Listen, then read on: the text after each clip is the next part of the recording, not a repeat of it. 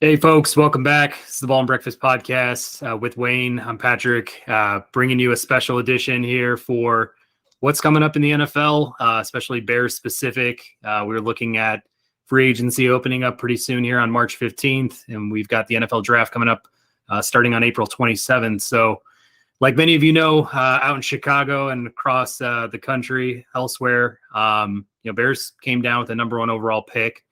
Thanks in part to Lovie Smith and his amazing game plan at the last game of the season. So, Lovie, if you're out there, we still love you and really appreciate all you've done for the Chicago Bears here in 2023. But in any sense, what Wayne and I are going to do is kind of dive into free agency, what we think the Bears should do, could do, with a lot of money that they have available to them. I mean, both of us have kind of seen quotes of, almost $98 million of cap flexibility here, which is truly exciting. And then we'll dive into the draft, again, number one overall pick, lots of options. We'll go over everything. So without further ado, looking forward, maybe in a few weeks here, free agency will open up. And I'm going to turn it over to Wayne, who's going to kind of play, GM executive for the Bears and walk us through his approach for how we go about free agency for the Bears. Yeah. Thanks, Pat. I mean, this is an exciting time to be a Bears fan, damn it. First overall pick and about $100 million in cap space. So I'm very excited. I'm definitely looking at, Airbnbs, hotel rooms in Kansas City area. I don't know. I'm really just jazzed up for it. Looking at barbecue spots, I got it all kind of planned out or planning it all out. So if there's any spots that I gotta check out, feel free to, leave a comment or mention it at me. Would love to know your takes on like Kansas City barbecue spots or any other food spots. Happy to figure all that out. So yeah, I mean, with all that, it's like, wow, I feel like for me, I'm very much like, I want to get the best. I want the best. I demand the best. And my thinking too is like, you know what? What's like the closest person or closest other team in terms of salary cap space? It's like 50 some odd million. So I feel like with Ryan Poles, like he just wants to create his ideal roster. He cleared up all the space, traded all these players, Robert Quinn, Khalil Mack and everything last season, Roquan Smith, just to like put his hands on every single part of the roster. I know there's been a lot of talk about Justin Fields. Does he belong here? Should we trade him and all that? I think that's all, just talk in my opinion, and kind of just, making sure that the value of the first overall pick just gets all, doesn't lose its value whatsoever. So, I'm really just going to be focusing on just, what the Bears and what I believe Ryan Poles will be doing and kind of what I also want them to do. So I guess go with my like top 3 picks that I have for free agents. Number 1 for me is Darren Payne, Washington Commanders DT. I think he fits right in. He's like, I think only 25 years old, and I think he would be a great fit. Also got shoring up that defensive line and the defensive end side. Yannick Ngakoue. I think he's had like 8 sacks, I think, for like every single season he's been in the league. I think he'd be a tremendous value there. I think I have him going at like $19 million in terms of cap space. I think that's what he's projected to make. So fits right in for everything that I think we're trying to do. And then also, and this is I think my favorite that I really hope, I don't know if it'll happen because, the Kansas City Chiefs, they definitely like to keep Patrick Mahomes protected, but I would love to have Orlando Brown Jr. I think having him, it's like, oh, he's going to shore up that offensive line. I think he's only like 25, 26 years old as well. So for me, it's like he would be worth the long-term contract. I think the Chiefs have, put the franchise tag on him, I think several times, or have toyed with that. I think he's kind of tired of that. It's like, hey, I've already won the chip and everything with you, pay me. So I think he's going to get that out of Ryan Poles, who is a former offensive lineman. So yeah, I think I'll pause there. Pat, what do you think of those picks? Do you agree? Are you eyeing any of those guys? Yeah, I mean, Orlando Brown was arguably at the top of my list for an O-lineman, especially a tackle position. That's so important for us. Like you're saying, the Chiefs have been talking about re-signing him. I don't know if they can tag him. That might be the case. I've also heard that the Commanders are planning to tag Deron Payne, which would be unfortunate because, although he might be, hefty on a contract on a yearly basis, last year he was ranked top 10 in, pressures on the quarterback. So I think that's just something we have to start building as a defense, just get back to having an absolutely tenacious, line, starting on the front three, front four. But yeah, and Ngakoue, he's a journeyman. Like you're saying, racks up stacks. He travels team to team. It feels like every year, but so it's a pretty similar, impact, regardless of what team he's on. So another guy who could bring some veteran leadership to, what could be a very young core, especially on the defensive side. So I think all those 3 picks are reasonable. Cool. Yeah. Well, who do you got? I'd love to hear your takes on, your free agency list.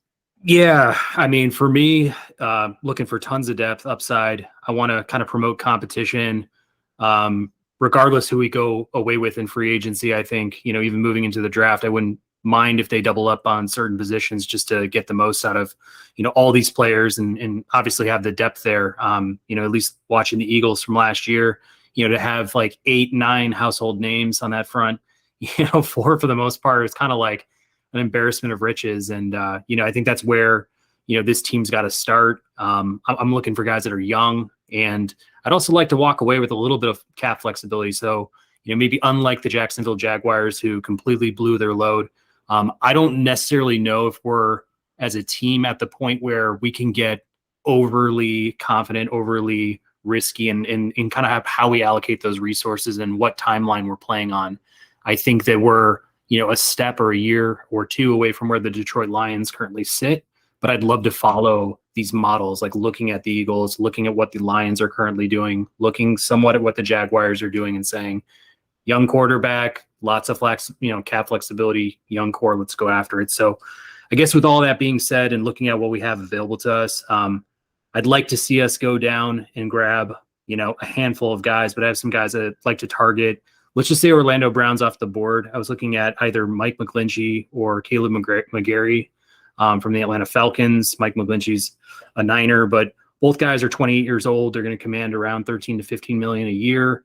Arguably, they're talking about these guys as being, one a top 10 lineman at the position, McGlinchey, and then as a run blocker, they're saying that McGarry is, top 2 in the NFL. So, looking at what Fields does, looking at our backfield, kind of how we may play offense moving forward here, a little bit more run heavy. Love to have a guy who can just push the line back. And, I think it's so important also looking at the draft, and I won't flash forward, but I think getting some strong O-line help in free agency is going to be a great place to kind of pinpoint off the bat and not take too many risks going into the draft. With that said, I saw Ethan Pocic from Cleveland, the center. He's 27 years old, talking about him being, just the best center that's available right now in free agency. Another guy who, they're projecting $7 million a year. With the cap flexibility we have, that's a pretty low price for the best center who's available. So let's sign him up for a few years, get him into his 30s. I'd love to see him a 3-4 year contract. Just get it done. And then kind of looking at the D-line, I kind of went your approach too, just kind of looking at a guy who's maybe got, some brand, name value is going to cost a little bit more. And then a guy who's kind of on the fringes that I think is really interesting. But Dalvin Tomlinson, they were grading him out PFF as a top 16, D tackle, and he's 28 years old, could command around $11 million. I think that's a really safe, strong play there. Plus we, pluck him from a division rival in the Vikings. And then there's a guy, and I'm going to butcher his name for sure, but Ogbonia Okoronkwo from Houston Texans. They said from week 11 on, he was a top 6 graded pass rusher.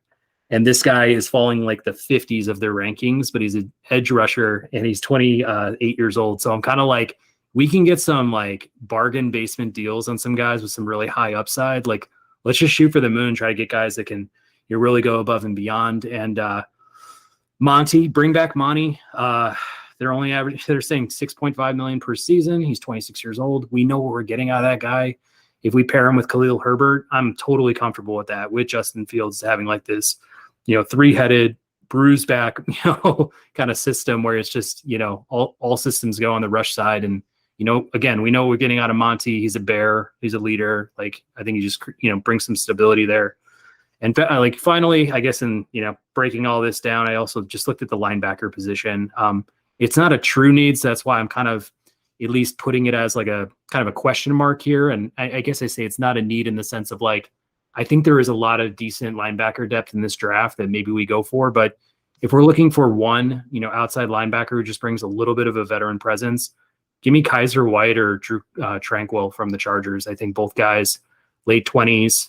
They're not commanding a lot of money, but again, just battle tested guys you could bring in, could be the leaders of, the defense in some way. So that's where I'll stop. But I'll just say that, if we grab one guy, tackle, center, D lineman, running back, and a linebacker, we're looking at anywhere from $45 to $50 million committed there. Depending on years, that's another question, but you're only going through half your pot there. So I thought that was a comfortable place to kind of start and look at this as like the building blocks toward what could happen in 24 and possibly in 25.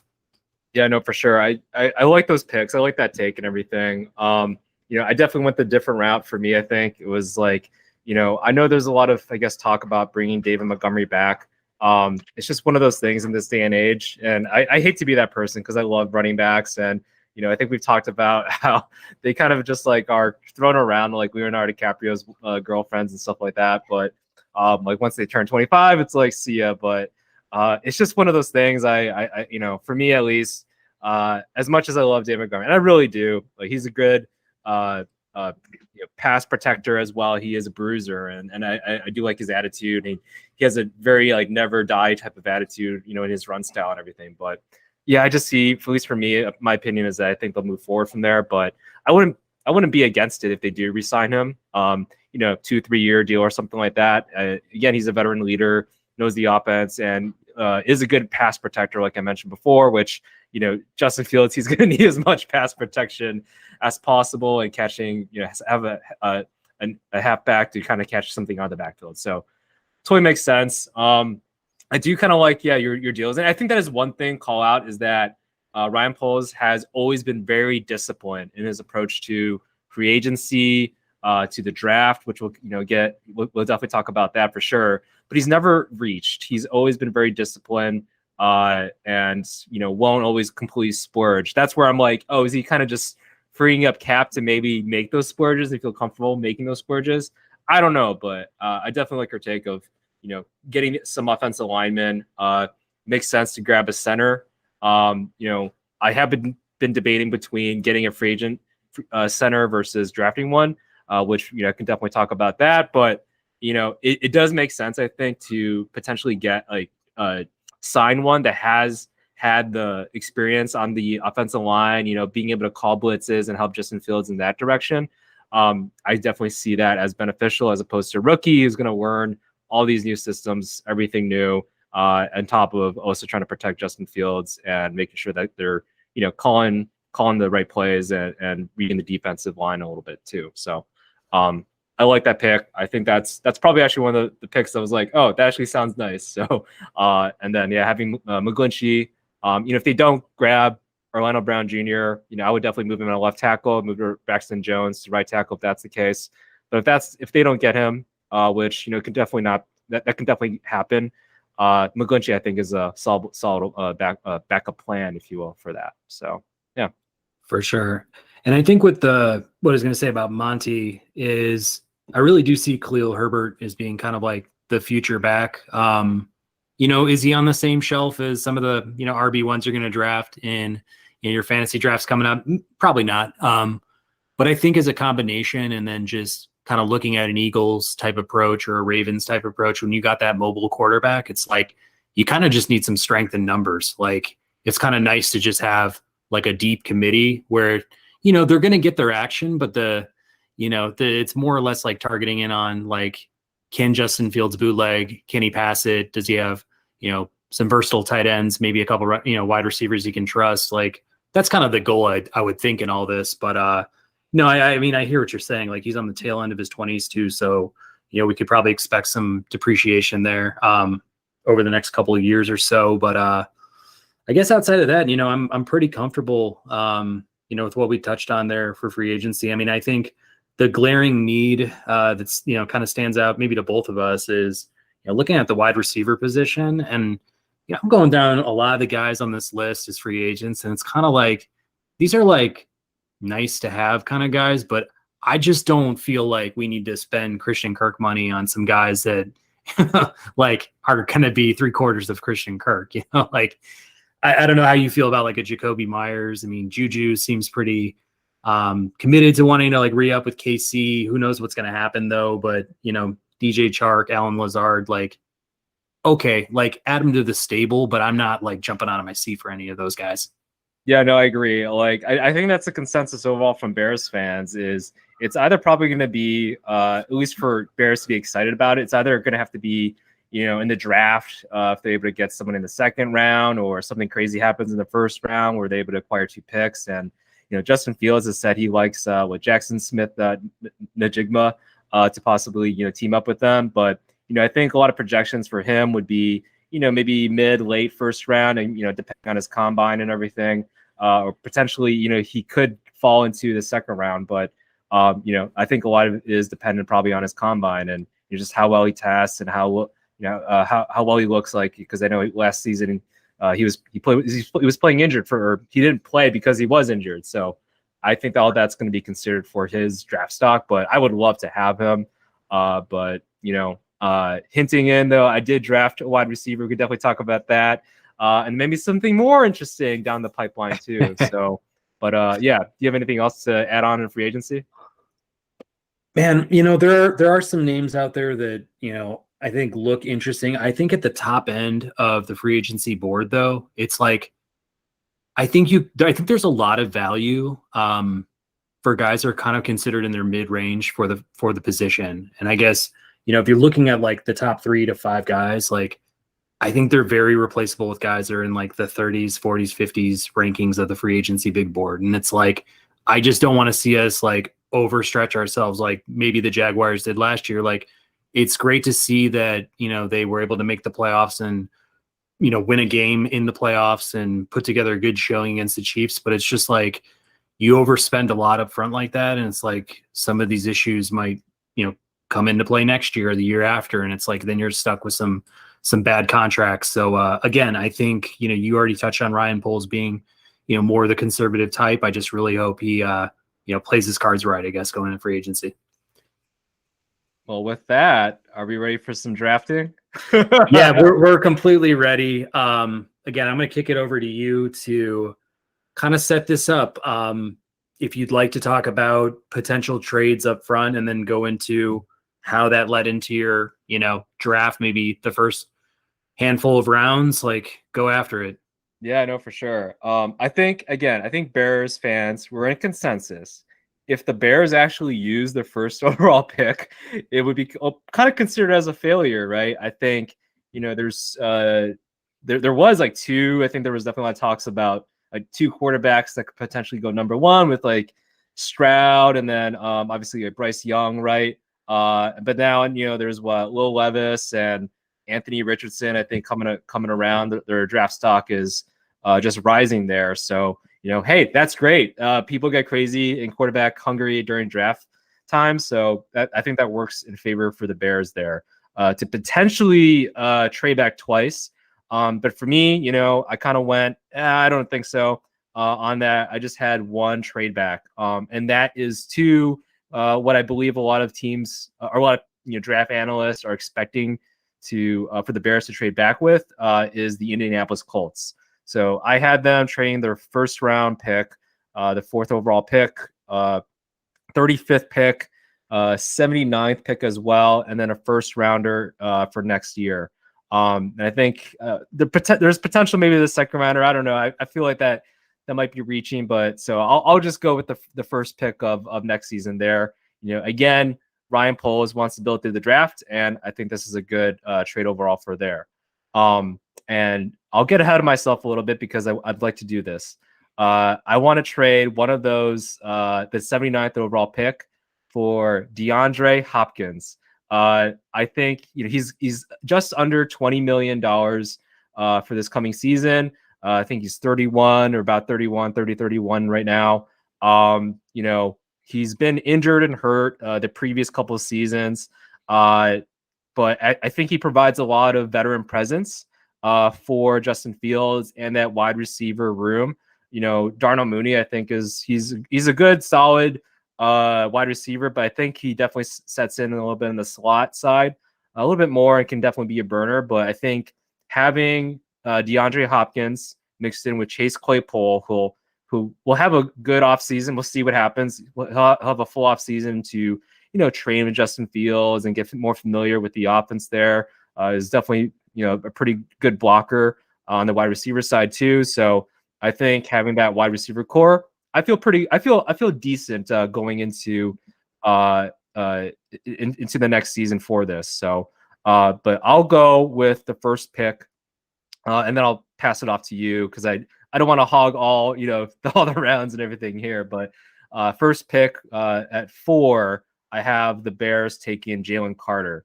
You know, Eberflus has definitely said that 3 technique is one of the most important positions in his entire defense. And hey, Jalen Carter, we'll see what happens, but definitely, you know, I love to see the highlights. And also, Ryan Poles has always said he looks for the upside, and then he figures, okay, I'll check out the players to see how far they can go, and then we can see if we can, you know, discipline them and make sure that they're giving their effort, you know, all the time. So, yeah, I think I liked what I saw from Jalen Carter. That Georgia defense, we've talked about that several times on this podcast, you know, and if he can be the best defensive tackle out of that Georgia defense in the past 2 drafts, that could be something. So, but Pat, I'll pass it to you on your draft takes. Yeah, no, I think we're gonna have some overlap here, but I think it's good.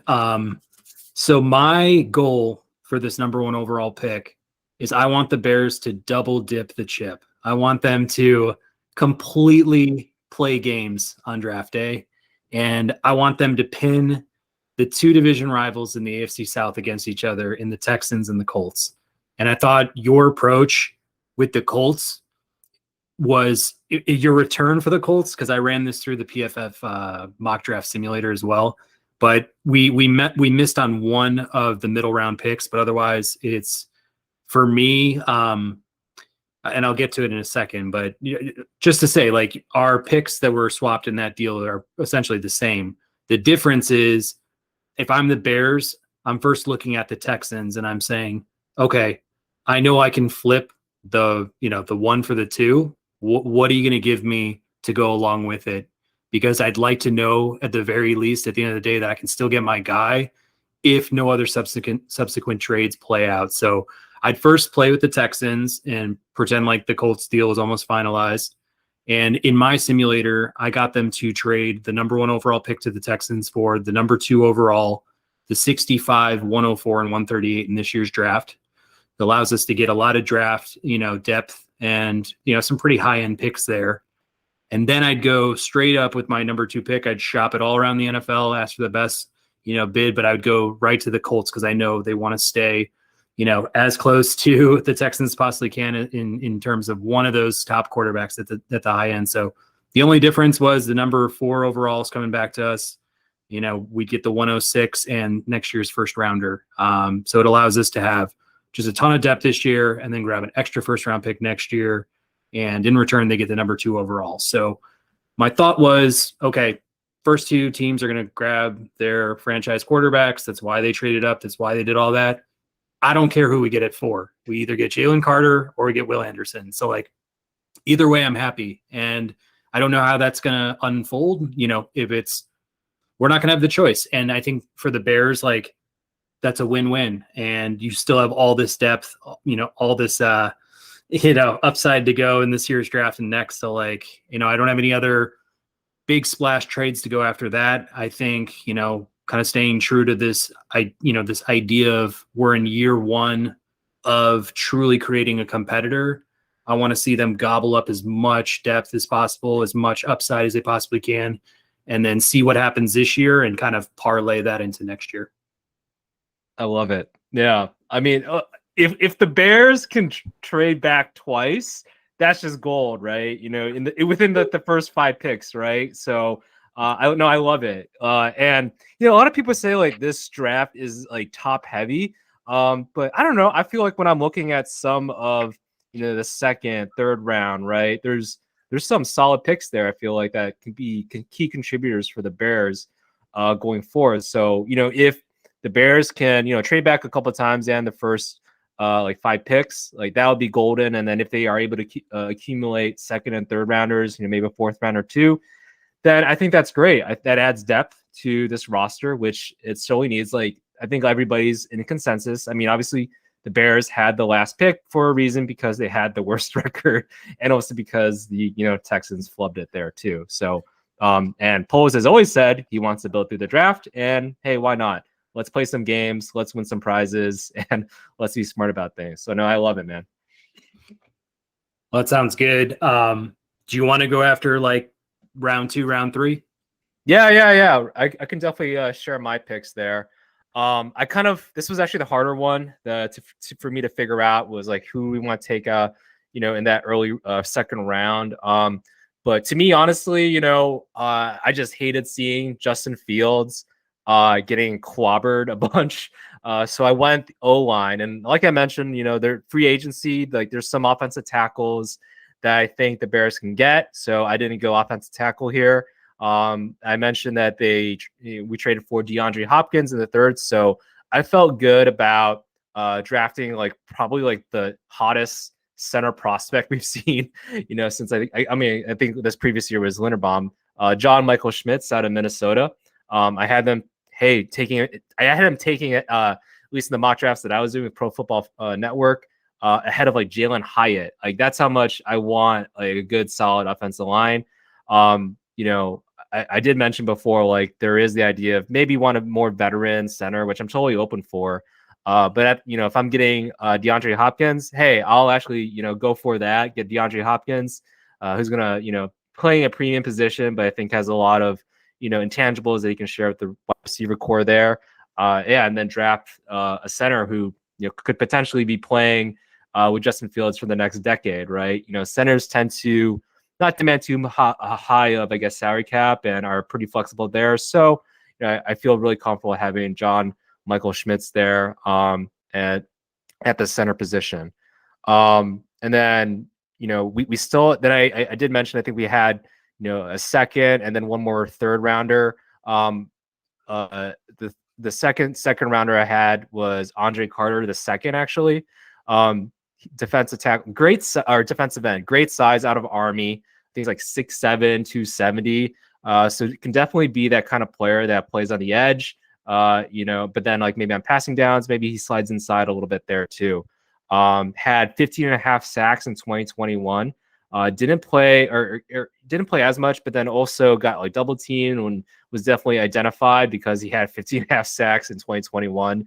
So didn't have as much game changing plays this previous year, but you ask anybody that knows Army football or has watched Army football, it wasn't because of lack of effort or skill. It's just he was obviously identified as a game changer, and it's not too many edge rushers or not too many other pass rushers in that Army defense there. So, but yeah, great effort type of guy, and then has a lot of athleticism there at 6'7", at 260, and then I had drafted wide receiver.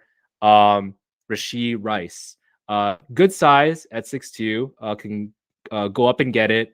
Decent speed, maybe not explosive, but he was at SMU, which we've known has been kind of like a nice like wide receiver type of university, previous years. So I definitely see some value there. I would be open to if Jalen Hyatt is there at the Andre Carter spot, be open to that if he does fall to the third round, but I just feel like he's going to smoke it at the combine. And then another wide receiver I would have contemplated if he does land in the spot is Zay Flowers. If you look on tape on him, I definitely recommend any Bears fans to look at tape on him. Very twitchy. I think the one thing is that he's like 5'10", 170. So if we have two wide receivers that are fast, but maybe not the largest size, again for Justin Fields, you definitely want some wide receivers that can block a little bit and have some size there. that's something where I just felt like Rashee Rice was probably a better pick. So I'll pause there. But yeah, Pat, you have any thoughts? And would love to hear your picks too. Yeah, I mean, I think the center approach is right on. I think we're going back and forth on. We understand what the need is there. It's just how we go about manufacturing it, and I don't think there's a right or wrong way to go about that. But I did have John Michael Schmitz start here as like a potential second rounder because I was going through just different scenarios. I was just going for best overall and kind of seeing where the simulator would take me. And I was like, this guy just keeps popping up with Luke Whippler in the second round too, another center who's highly graded. So it's kind of like, hey, there is a chance there that we could go out and get a center in the second round, third round, whatever it is. I would just hate to see somebody snipe us in the draft. And it's like, damn, like then we're just out of center. And it's like, we're going into next year with that uncertainty. So I don't have a problem with the pick. It's just maybe my own, I want to know that we're good. I want to know that we've got a solid base to build from going into the draft. That way we just have like lesser concerns as we roll through it. But no, I think getting some playmakers too is super important. We're not at a point where we have guys we can truly rely on to be, even wide receiver twos at this point. I'd love to say we're there, but we're just not. And I think it starts with the O-line, but like to see us grab a couple extra weapons here. So I have a similar approach that I'll present here for round 2 and round 3. Yeah. Did you have anything, or do you want me to just kind of roll right through into it? Go for it, bro. Yeah. All right. So I think, just going through my draft, going into the second round, I don't know who we're going to get with Will Anderson or, Jalen Carter at the top. So it's kind of like, I wanted to know I had a guy who I could pick up that's kind of versatile, on the line. Nick Herbig out of Wisconsin, seemed to be highly graded. He's a bit small, undersized, but they said he can get to the quarterback like nobody else. So I'd like to see him try to prove the doubters wrong.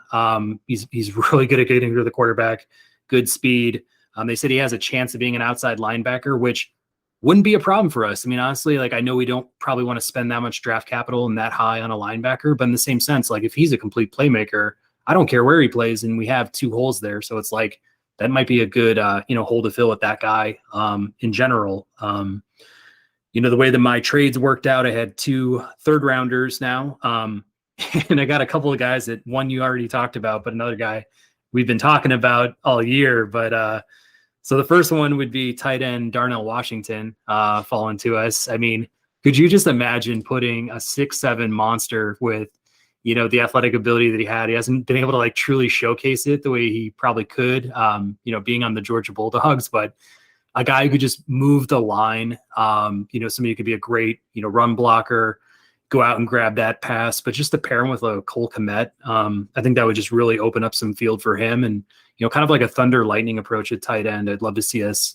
kind of build a 2 tight end set, especially because we go run heavy with Justin Fields in our backfield. So it's like, just keep building on that line and just have, somebody with some upside like that in the third round. I mean, I don't know how he fell to me in my simulator, but I was just happy to see his name. And then you already mentioned him, but Jalen Hyatt was the second guy who, fell to me in this draft, but, vertical deep threat, lots of speed.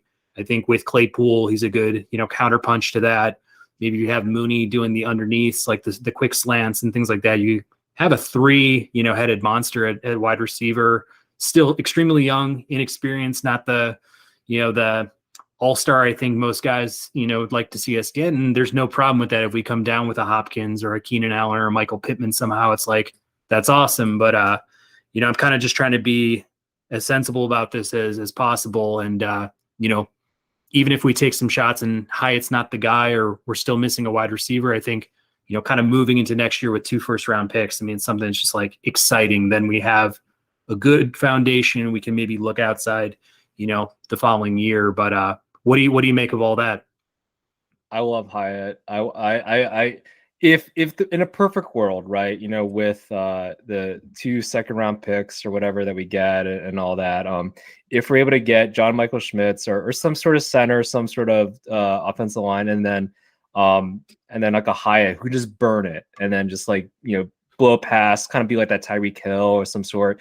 As we've seen that as Justin Fields, he can throw pretty deep. So if he can throw pretty deep, is able to look downfield, I think is one thing too for him. look downfield, see, have a wide receiver that can get past the safeties and burn past them, like a Jalen Hyatt, that I think that really opens things up for the offense. So that's definitely where I would love to have a burner like Hyatt to be that game changer. And, maybe we do get like a Hyatt and then, was it Luke Kepler, I think, or Luke, from the center from Ohio State, Wepler, right? Whippler, yeah. He did actually a pretty good job. I was looking at him when Ohio State was going against Georgia. That'd be kind of funny, right? If we get Jalen Carter and then Wepler there, because I think but from what I saw, I was kind of looking at him because I think some drafts they had him like maybe going third, fourth too. If we're able to get him and then to pair up, but he did really, really well against Jalen Carter, one of the top defensive tackle, like even on one-on-one. So if we can get some combination of maybe a Kepler or Wepler, sorry, Mr. Ohio State center guy, and then like a Jalen Hyatt, I think that would be kind of cool too. Shore up that offensive line, and then get a burner that can go downfield, because we saw what Hyatt did against that Alabama defense, just torched them, and that was one of the most talented football teams on the defensive side. So would love to have something like that for sure. How's your round 4 looking, just in terms of number of picks, and who do you got coming to the Bears? Yeah, the 4th round pick. So and I've seen different variations, but I went through the Pro Football Draft simulator for this. But DeMarvion Overshone actually dropped to the 4th round here. He fits the mold to the T of exactly what you want, I think, in Eberflus's, as like a weak side linebacker, right? He's like 6'4", 220, like athletic, can tackle some, but he's definitely his, if you're 6'4", and he's definitely his arm length fits that 6'4" model, right? He can be a disruptor. He's I think he had like a season high, or a career high in Texas of like 7 pass deflections. Maybe a couple of seasons ago, has had like 5 pass deflections and several interceptions, I think, throughout his career.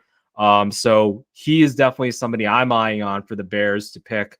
If he does fall to that 4th round pick and he's there, like I would love it if the Bears take him. With Sanborn and then Nicholas Morrow, I feel like that'd be a great solid linebacker core that I think the Bears can build off of, again, with Matt Eberflus' defense.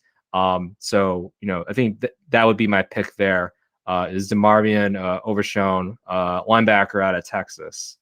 And then I could probably go for my next pick, and then we can maybe go over to you, and you can share your next picks. But I also had I did kind of talk down, not re-signing David Montgomery, so I think we go running back here. I went with a Georgia Bulldog, Kenny McIntosh. So we talked about Khalil Herbert and his fortes. Like Khalil Herbert, not the best pass blocker, not the best running back to catch out of the backfield. And those were actually Kenny McIntosh's strengths, I believe. It'd be able to catch out of the backfield. He had like 40, 50 receptions this previous season, and has demonstrated he can catch out of the backfield, whether that's on swing routes and be pretty formidable. He's not the most explosive running back. I think he's averaged like 5 point shared role, but I definitely think he's very formidable to get those 3-4 yards here and there to kind of spell Herbert, and then on 3rd downs be able to catch the ball in the backfield and pass block. He's been an improved pass blocker. Maybe not the perfect pass blocker, but good size, and he's like 6 foot 200. So I think he can definitely step in there at the running back spot as we kind of move on from Montgomery is what I'm anticipating. So I'll pause there. What do you think of those 2 picks? We need a linebacker. We need a running back. I think the way you explain it is like worked for me. Again, like running back. Yeah. If we can get younger, we got a guy with some upside like McIntosh. We saw him, in the national championship and, kind of the Final Four and everything like that. Like he's clearly got the talent, got the upside. It's just kind of like, would be nice to plug him into the system. And, like you're saying with the linebacker, I don't have as much familiarity with him as a player, but in the same sense, if somebody who can bring some upside at the linebacker position. That's a very young core of guys. We definitely need some sort of experience, but in the same sense, maybe we can get that in other areas of our defense. So just shoot for the moon with some younger athletic guys. Yeah, no, for sure. Yeah, I definitely see some upside for I think both of them, but yeah, I think they fit. I think most of those players are just good fits overall. So, but yeah, enough of my picks there. Who are your mid round picks there? Yeah, so with the trades that I made with the Texans and Colts, I added 2 extra 4th rounders. I think it would just give us the necessary depth that we need going into the year. I ended up with 2 linebackers in the 4th round. One, Ivan Pace Jr. Out of Cincinnati. He graded out as 94 on PFF. Didn't have much more analysis around the guy, but I just thought in general, like, if we can get a linebacker with that high of a grade in the 4th round to just kind of be one of our starters, maybe we do get out and get a Kaiser White or Drew Tranquil to kind of bring some veteran presence. I just think that's pretty nice. And then I saw Noah Sewell, Penei Sewell's younger brother. He's 20 years old. They said this guy is a complete ass kicker. His top strength is power. And he can also probably turn into a better defensive lineman, an edge rusher at the end of the day. So what I thought was interesting about that and why I grabbed him was if we have Nick Herbig going in the 2nd round in my own draft, and they're talking about him being a better inside linebacker, if those guys are switchable, imagine having both those guys on the field at the same time and just kind of the tricks or mind games you could play, on the defensive side of things, whatever kind of, scheme you're running. But in general, I think having more, switchable types, interchangeable guys might be good. And, who doesn't like a guy who's already got a brother who's, fully established in the NFL and kind of what he can learn from him, during the family holidays and things like that. But you just like that, he's got that makeup of being, just bring in the force and everything like that. And then I took a couple of gambles here. I think, grab Jalen Hyatt in the 3rd round, but thought, why not get Katy Perry's brother, A.T. Perry, just 6'5" frame out of Wake Forest, graded around an 83 in the 4th round here, and just thought, we got a guy who can, run for some serious speed, be a game breaker, like you're saying, maybe a Tyreek Hill or, maybe Sky Moore, kind of player. Why not just pair him with another big guy type target who's got some upside? Maybe he's a complete bust. Maybe he, ends up being like a Chase Claypool and you got 2 guys that can, kind of jump for balls and, be bigger targets. So I thought that might be interesting. And then finally, just out of U of I was looking at a couple, one guy, at least cornerback Jartavis Martin as a cornerback, kind of adding some more, depth with, Vildor and, Jalen Johnson, Jalen Jones in general. I know we have Kyler Gordon there as well. It's kind of a richer position, but if we didn't want to go cornerback, then maybe going with Jair Brown out of Penn State as a safety. I don't know how long Eddie Jackson's going to be, with us. And I know he's got one of the higher priced salaries on our team, but just in general, maybe thinking about, what we want to do at the safety position alongside Brisker going forward. So I'm not married to any of these picks. I'm not in love with all these guys, but I just kind of think of like, as we get into this draft and we're going for depth, I just want to address all the needs that we have position wise and just give us like as much balance and options as we possibly can have on the field. Yeah, no, for sure. No, hey, look, if you're going to trade for like 8 picks or whatever in a draft, it's nice to take those gambles. And at least worst case, you just get some depth from players that have high upside. I've watched film, I guess, on A.T. Perry and everything. And, you can definitely see he battles for balls. He is 6'5", so like, yeah, I can just go like this and, beat a cornerback that's like 5'11", like no sweat. So definitely has that downfield ability. So, but yeah, the linebackers, I definitely see, I think the Bears drafting a linebacker, whether it's like an Overshown or a Sewell or whomever. I just think that they're positioning that well. And, we've seen, I think Poles just kind of made it known, like, he kind of is playing like a Moneyball type thing where, linebackers, they're not necessarily like the high salary type of players worth like $20 million plus, right? Like Roquan Smith. So, I definitely think he values obviously the lines, both sides of the lines. And yeah, is not going to overpay and oversell for, these kind of non-premium positions, I guess. So, yeah, so I have nothing wrong, or nothing bad, I guess, to say with all those players. But yeah, I definitely see them, spending at least one draft, maybe fifth round or lower on probably a linebacker to help out the defense. The defense was just one of the worst, obviously passing, but also, run wasn't too great as well. So they just need more bodies there. So yeah, I think those were solid picks overall. For sure. Was there anything you saw in the draft that looked like really attractive? Maybe we don't need it, but like, was there anything that just kind of caught your eyes? Like, wow, we'd actually get this guy here, or just anything like that off the wall. Like was it Gibbs at running back, something like that, just to get a little crazy there on the running back position. Again, if we move from Montgomery, and maybe we do want to focus a little bit more on the run game, that could be fun. So yeah, I think a couple of those players I saw as potential. Oh, this could be fun and interesting. So yeah, do you have any? Yeah, I saw Hendon Hooker was going in the 4th round, at least in one of my drafts, and I was just thinking to myself, like, how great would that be if you just picked him up as like a backup to Justin Fields? Especially if we were to swing some deals like the ones I put together, where you've got 4 4th round picks or something like that.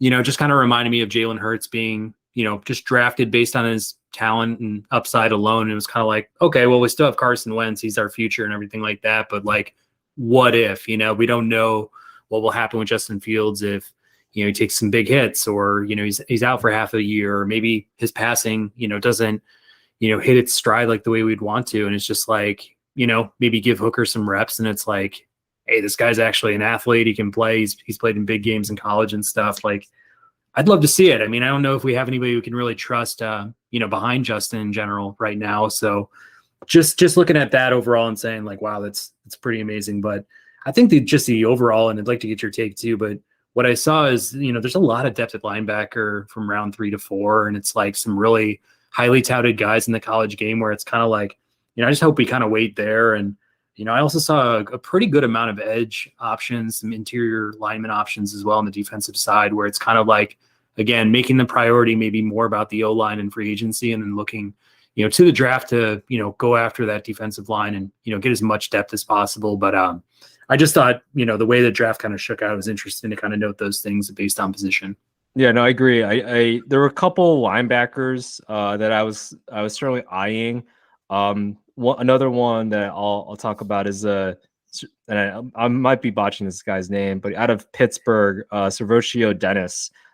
This guy's a playmaker. Like, I'm just at least looking at stats, and I've seen a couple of things on film with him. But linebacker, he's a senior, 7 sacks, 2 forced fumbles, and an interception his senior year. Year before that, 4 sacks and an interception. And again, this is a linebacker playing a college game. So, and then the year before that, 4 sacks. So this guy's a playmaker, about 6'1", 230. So, pretty decent size again in the linebacker position. So, if we get him or Overshown, like, I would be ecstatic. I think, having a playmaker in the linebacker position in this defense, I think is definitely something, essentially you look for. So, but yeah, I agree with that. And yeah, to your point of defensive line, there's always going to be, I think, some high upside type of defensive lineman. I think this draft definitely has some of that too. For sure. So I don't know if there was anything else to add here. We can close the books on free agency and the draft unless you have anything else to share here. I mean, not too much. Like, yeah, I think the rest of my draft, I had like Wanya Morris, adding some depth out of Oklahoma. I'm going to botch this name too. Habukuk Baldando at a Pitt. I think he had 9 sacks in 2021. Didn't do so well this previous season, but he's got good size. And then Josh Wiley adding some tight end depth. So, some players I think, and, again, when you have these late round picks, you can just take players with maybe some high upside and see what happens there. So I think those players add some depth and see what they can do. So, but yeah, did you have any other thoughts on the Bears draft? I don't know if you want to give your 5th, 7th, 5th and 7th rounders, but yeah. Okay, that's cool. Now pass the Habuka over here. Take a good rip of that guy and put him on the field or whatever. But no, man, I didn't go into the darkest depths of the draft board here. I trust that the professionals will do the right thing with the power that they have. But in general, I think we can agree that we need to see the Bears make at least one, trade here going into the draft, because I think it would just be a damn shame to see us pick, one of those top 2 defensive guys, number 1 overall. And it's like, we did that because who knows, we were, sitting on our hands, or we are just nervous to make, too many moves. But I mean, you got to make at least a couple here with that kind of power. So I really don't know. Yeah, no, I agree. If the Bears don't make a trade, I feel like with their first overall pick, I feel like all would be lost, and like I think a lot of Bears fans would just be let down. So like I don't know if there'll be like I don't know if it's like allowed to even collude or whatever. If like what, like the Texans are like, hey, look, we screwed up. Lovie Smith kind of got it back at us, and that Hail Mary type of play there at the end. Can we just like get Bryce Young and you guys just don't do anything? Like, I don't know. Maybe that is something. And that's the thing is like with Bryce Young, right? He's small. So it's like, do our teams willing to, mortgage, some of their future for like a 5'10", 180 or whatever quarterback? That's what I'm not too sure about. And I'm not too sure if any of the other quarterbacks are going to warrant trading up for there. So there are some, I guess, headwinds maybe for the Bears there. But I from everything at least we've heard is just that somebody's going to probably want to trade up for that pick. And, if it's only like a handful of picks here and there, okay, whatever. Yeah, I'm not too sure what's happening in those boardrooms and conversations. So, but yeah, if we are able to at least trade like a couple, get a couple of draft picks from there, I think I would be content. But would love to see like a good haul. For sure. And if they do go, the Bryce Young route, Mike Tannenbaum's been on record saying that's what he'd like to, see. He'd rather have Young than Fields. You could probably get a good return for Fields in a subsequent trade. Like if you're going to go draft Young there, then you're probably going to get, something around the Texans haul or the Colts haul that, we both projected in terms of, what would it cost to get Fields off your team. But I think you're then moving the goalposts even further back. You're saying, hey, let's add an extra year to this, rebuild, or an extra 2 years based on, wherever Young may come in at. But I think they've all, just put higher marks on his passing ability and just the, his passing performance in college versus Justin Fields. And, I think these are fair debates, but I think we saw too much upside potential. I love Justin Fields' makeup as a football player and a person. Like, I just think he has the right mindset. He reminds me a lot of, Jalen Hurts, just 2 years behind. So, let's stick with Fields for right now. I just think it just makes more sense for what we're already building. Yeah, no, I agree. He has his faults for sure. Would love to see him get better at pre-snap reading the defense a little bit here and there. That's actually something that Bryce Young is pretty good at from everything I've read. But he's got good size. He's got all the physical attributes. He got better, I think as the season went on with making those reads. So I'm optimistic. He had better passing stats, in the later half of the season. Just needs a line to keep him healthy so he can sit in the pocket a little bit, and then some wide receivers and just good offensive game planning there. So I think if he can get a little bit better on all those things and have those things happen for him, I think the sky's the future for Bears fans. Well, it sounds pretty good. I think that's a wrap for Bears and football and what's coming up. I mean, I think we can continue to track this and bring updates as we go along here. We get closer to free agency and then the draft as well. But Wayne, did you have any final thoughts for tonight's show? Yeah, I had one final thought. So actually, I think I said that I went to New Orleans, a couple weeks ago now.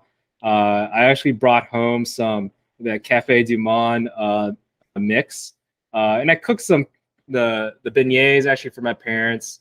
Who actually, it's funny, they just came back from England and Paris, which is kind of funny now, serving them some beignets there and everything. But, as I get older, it's like, it's interesting. Now I'm feeling a little bit more of a connection with my parents. It's like, oh, I was about at the same age when you had me now. This is interesting. So, but yeah, food, it's definitely, I think, brought us together. And, I guess in Asian households, it's oftentimes that food is like the only way of expressing love. because God forbid that they actually say I love you or anything like that directly, but they do, yeah, with food. I think that's Asian parents' love language to their children. So, yeah, like my mom used to make sure that we had that we ate fruits every day, which is pretty nice for ourselves, getting the vitamins and nutrients from bananas, apples, etc. I think she actually said that. Was it grapes would help my hair grow, which totally was wrong, but I'll forgive her for that. So but as I grew up, yeah, like it was just nice to have that moment this previous weekend, cooking for my parents some beignets, which they never had before. So having them kind of just showcasing my culinary skills, aka just tossing some batter into a fryer like that. But they definitely enjoyed that. It was nice to share kind of that moment with them. So, but Pat, would love to hear, like, have you ever cooked for your parents? And if so, what did you cook? No, I haven't. No, I'm trying to think. It's a good question. Yeah, I mean, God, I haven't been in the same household for so long, and I didn't actually know how to cook until probably my 20s or so. Like even like end of college, like was struggling just to throw like a burger patty on the pan or whatever. But I feel like cooking has really taken off for me. A little bit pre-pandemic, definitely abroad, but pre-pandemic and then pandemic was like on steroids because everything was closed. I just feel like busting out new recipes. I mean, it did every variation of chicken you could possibly think of, from a craveable wing to chicken parmesan. Trying to think what else. I mean, desserts, other things that we were just kind of testing with, tons of Italian dishes and stuff like that too. But it was just, yeah, I mean, I wish there were more opportunities to kind of like cook for bigger crowds like this past weekend. This is going off your point, but, made a challah bread French toast off a whole loaf, just cut it up, really thinly sliced, did French toast out of that, and then just had, some applewood, smoked bacon going in the oven, as well as some Vermont maple syrup infused sausage patties on the cast iron. So it's kind of like just putting all these different things together and kind of tossing it out for like a breakfast buffet for a couple that we were hosting with their daughter or whatnot. So it's just kind of like, I love doing that. I love like the hosting aspects of things. Usually I confine it to like a smaller dip, or I'll bring like dips to parties or side dishes to parties and stuff. But like family wise, would definitely like to take it up a couple notches there. But yeah, I'm sorry I don't have like a direct good story to bring you on this note. No, that's for sure. But that my mouth was watering when you said all that, with like a challah French toast with like maybe apple smoked wood bacon or something. That sounds delicious, man. I had to like hop over on a plane right now or something. That sounds amazing. For sure. And actually stole that. I was watching, if folks out here know like the Good Mythical Morning crew, they have one of their head chefs has a show now, and I'm forgetting what it's called, but it's essentially like Last Meals. So if you're on YouTube, type in Last Meals and you'll see, this head chef for this, YouTube channel basically has, different celebrities come on, and he says, we'll just chat about different things for like 30 minutes, kind of like Hot Ones does with wings and celebrities. But he just basically has the guest come in and show him like, what would you have for breakfast, lunch, and dinner in your last day? And he cooks everything for them. And one of the things that he did for Tom Hanks was to do the challah bread French toast. So I was watching that and I was like inspired, because usually we'll just grab like your, typical wheat bread and kind of do the typical French toast. And I swear to God, I did this challah bread and I was like, it tastes like a croissant, just like thinly sliced up. So it just like elevates the bread that you're using to make French toast, which again is already good if you just use like crap bread. But if you use like the Mercedes-Benz of breads, it's just like, it's amazing. So super easy to do. All you got to do is slice up the loaf, and then you just make an egg batter with some milk, cinnamon, a little vanilla. You're done. Like, wow. You're done. You can make this tomorrow, Wayne. I'm guaranteeing it. I know somebody that bakes challah, and it's amazing. Like they've spent like all the pandemic trying to do it, to perfect it. They were also unemployed recently too, and she just made challah basically, as she was like, I don't know what to do with my life. I'm just gonna make some bread here. So I'll definitely try to see if I can get some of that and make some French toast out of it, because that sounds awesome. Super easy, but hopefully your point wasn't lost in all this. No, for sure. And then Tom Hanks loves it, so I feel like I want to be cool like Tom Hanks, right? It's like Michael Jordan shoes, right? So for sure. At least for my final thought. So on Friday night, and I've been going to this boot camp, and normally I want to get as much protein as I can past time. Like once I get out of my workout, I want to eat it like within an hour or two of everything. But what I've actually gotten to a trend of lately is when I go to restaurants, especially because my time is like getting shorter by the day because of our son and stuff. I go out and like I'll do carry out somewhere, or we'll do delivery somewhere, and I'll always make sure to get like 2 meals, so I always have like an extra meal for the next day or something like that, just like in the fridge. But we went to one of my favorite sandwich spots. You guys all know this, Jimmy John's, available everywhere. And I ended up getting a JJ Gargantuan, which is just like the fattest, meat sub you can probably get at a pretty decent price. And then I paired it with a tuna slim. And expectations were I was going to, eat the Gargantuan after my workout, maybe have some chips or something like that, and just call it a night and have the tuna slim for tomorrow. But I ended up downing about 16 inches worth of Jimmy John's in that one sitting. And I was literally, when I got done with the Gargantuan, I was hungry like a little bit. So I was like, I'm just going to have some of this tuna. I want to see how it goes. And I seriously got through like, you got through like 3 to 4 inches of it. And I'm kind of like, well, there's only 4 inches left. Like, you're not going to wrap this up and eat it tomorrow for lunch. It's not enough, So I was like, let's just go all the way. And, I decided to go all the way with it. And like literally probably couldn't breathe for like the next 2 hours. I was just laboring on the couch as I, try to process like this 16 inches worth of French bread. But I guess I bring all this up. I want your take on Jimmy John's, but I also want you to present the one style of sandwich that you would have maybe on your last, meal, or the last sandwich you could ever have. And then if you can think of a place or two that you would grab that from, that would be great as well. I know I've put a lot of pressure on you with limited time to think, but it's your turn. Yeah, no, that's a lot, man. Holy cow. Like, I just asked, like, did you cook, your parents any meals? But you're like, what if you were to die like tomorrow? What would your sandwich be or whatever? No, well, I'll go with Jimmy John's first, and then I'll hopefully think of a good answer for my last sandwich. But yeah, no, Jimmy John, I used to live close to like, I usually live close to that for whatever reason. I don't know if there's like a socioeconomical thing on that, but yeah, I usually get the turkey tom from there for lunch. It's, lean, turkey isn't as fatty, I guess. So that was my approach towards that, was getting the turkey tom, and then the pepe usually, if I want something a little bit spicier or something like that. But man, yeah, like you said, that bread is really good. Free smells and everything, right? So yeah, and I think you can get it for half off if you like go like during closing, like stuff like that. I definitely enjoy. But man, those carbs. So no, for sure, it's definitely worth it though, in my opinion. With regards to like, last sandwich, maybe before I die or something. I definitely like I like a chicken pesto panini, I think. With like some bacon in there. I mean, you gotta have bacon, right?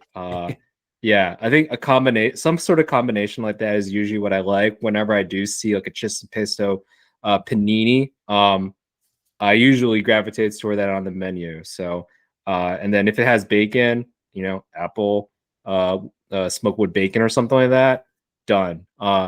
But I would definitely like that. I like that feel of like a nice, like fresh, pressed panini and everything. Having that, the bread a little bit hard, but at the same time, kind of toasty. So and warm. So I think some combination of that with, and the chicken's got to be juicy still. It can't be dry. Like there's no point to its existence if it's dry. So it has to have like a nice fresh like chicken breast of some sort that's just juicy in flavor, rotisserie if possible. Not gonna well, if it is my last meal, maybe grill. I'm gonna have a grilled chicken breast panini sandwich or something like that. So, but yeah, with some apple smoked with bacon. So yeah.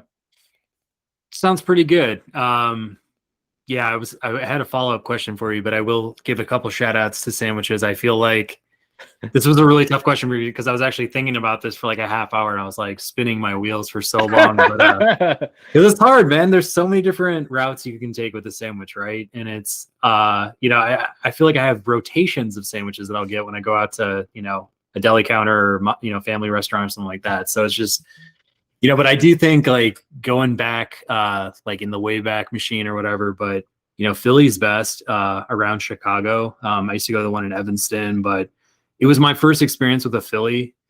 And I've been to Philadelphia and I've had Philly cheesesteaks. And for whatever reason, maybe it's just because like I built in all that nostalgia with my first one, but like just the traditional steak provolone with grilled onions from there, like I could get it all the time. And it's just like on the top of my list. And then I was actually in Miami, and I went to this place called Sarusi Restaurant, and they did Cubanos, and they did like 16-inch Cubanos. So it was just like this really fat sandwich. I don't think I finished all of it in one sitting like I did the other night with my Jimmy John's, but in general, just kind of that mix of the ham,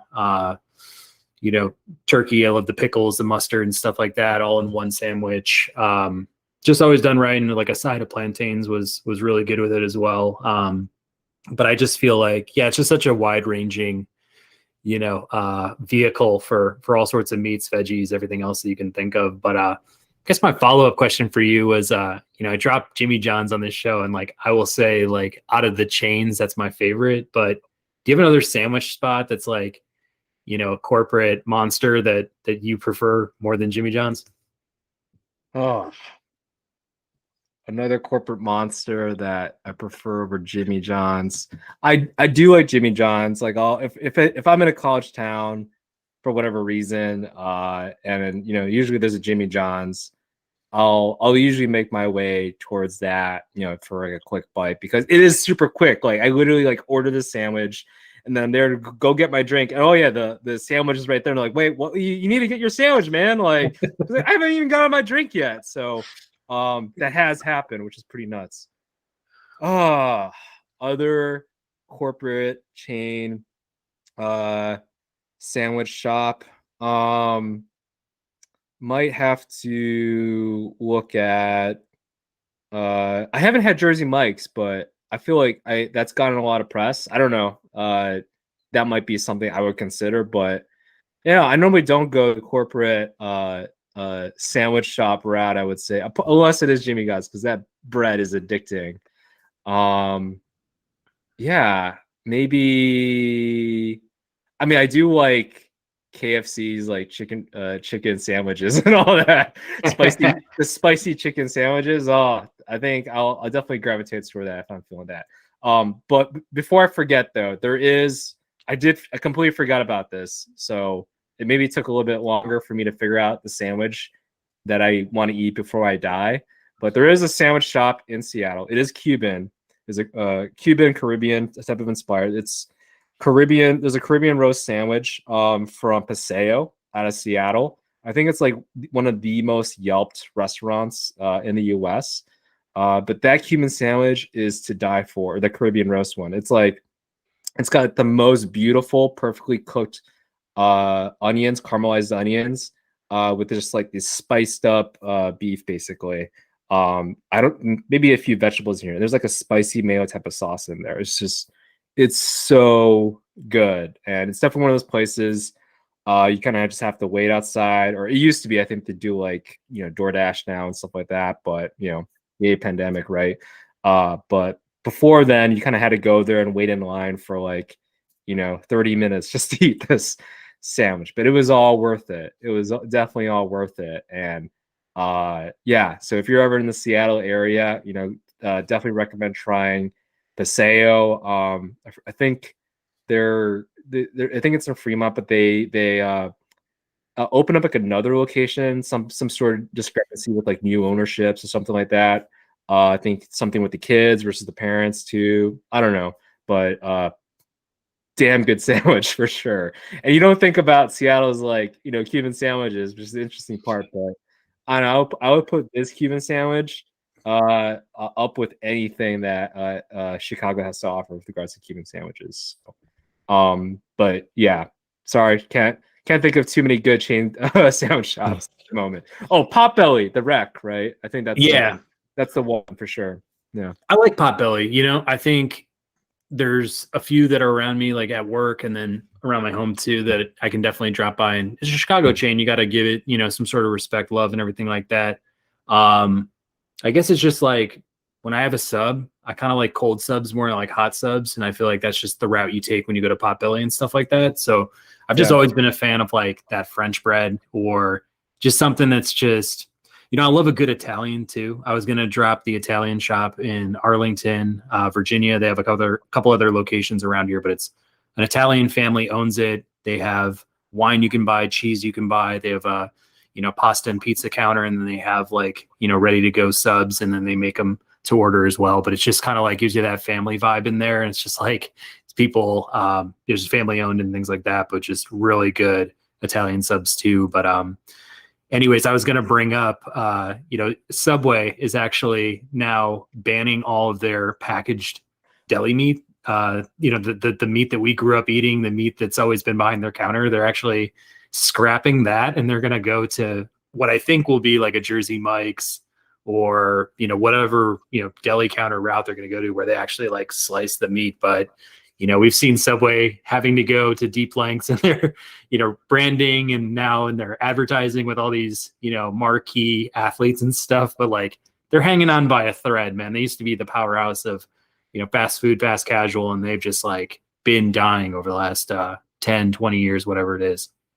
Yeah, no, for sure. Like, I mean, there is like a Subway near me, and if it's like, you know what, I'm out of desperation. Like it's what I'll go. Like it's like, yeah, I might as well just go to Chipotle, which isn't too far. It's like maybe a little bit farther, but I'll walk like that extra quarter mile or so just to go to Chipotle and not have to go to Subway. I feel like it's just, you know, it just feels icky. It almost feels like how McDonald's felt like way back then. Now McDonald's is like, you know, I don't eat McDonald's like an every day or whatever. Or I used to eat it like like weekly as a kid, just, you know, that's how it was. But now it's like, oh, McDonald's.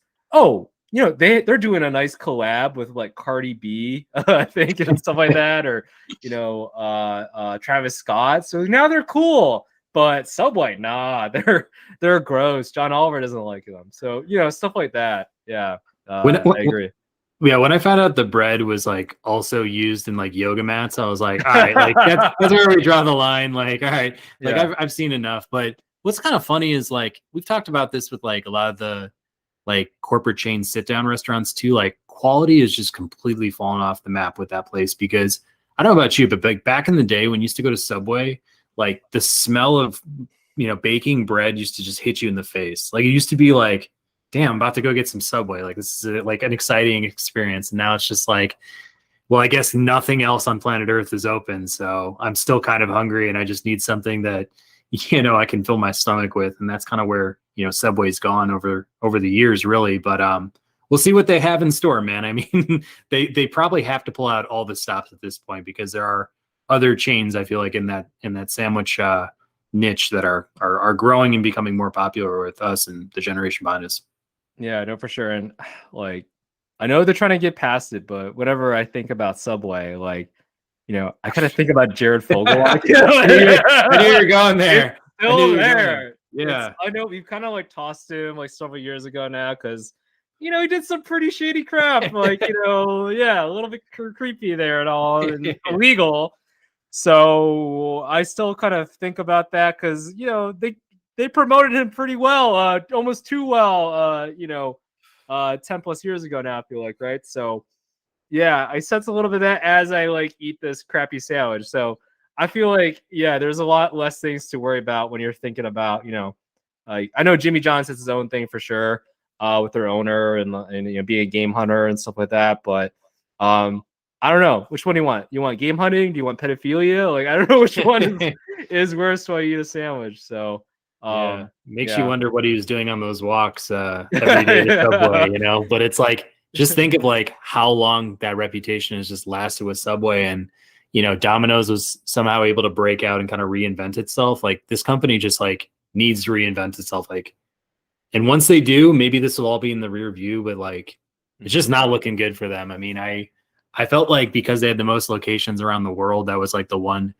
saving grace for them is they just like, they're so accessible. They're like the Starbucks of, fast food. And when I was in China, it was like my savior once a week. I would seriously go to Subway once a week because I was just like, I'm saving a lot of money going to family restaurants in, China. And like, I thought the food was fine. It was just kind of like, you just needed that mix up, that breakup and that like sense of home in a way. And I was like, Subway, you're my only resort here.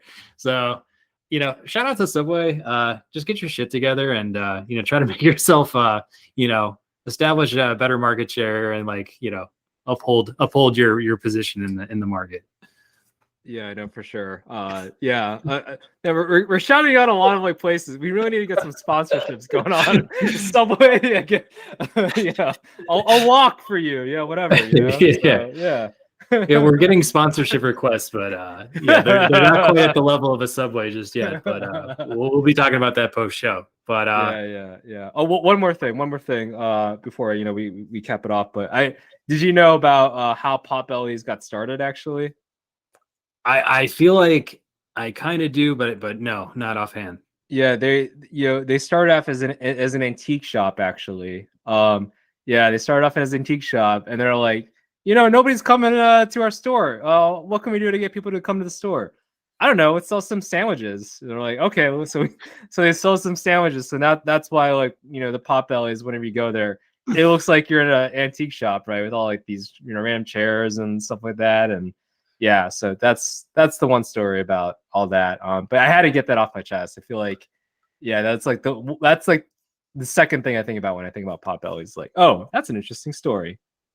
Yeah, it's like if your business is ever dying, just think of like something off the wall to sell and just hope that it like sticks to the wall. But it's just like such a cool story for them. And, they really do make good sandwiches. Like I think it stacks up there pretty well with any like mom and pop sandwich shop. It's got, a higher quality aspect to it. It's still super affordable and accessible and stuff like that too. So shout out Potbelly as well. I mean, I guess we can just go down the line of sandwich franchises and give them all shouts. But yeah, man, never eat 16 inches of sandwich in one sitting. Just don't do it. It's just not worth it. I'm glad you finished that sentence. Yeah, get a side of fruit or a salad with it, or just something to save yourself in advance. But anyways, fun times.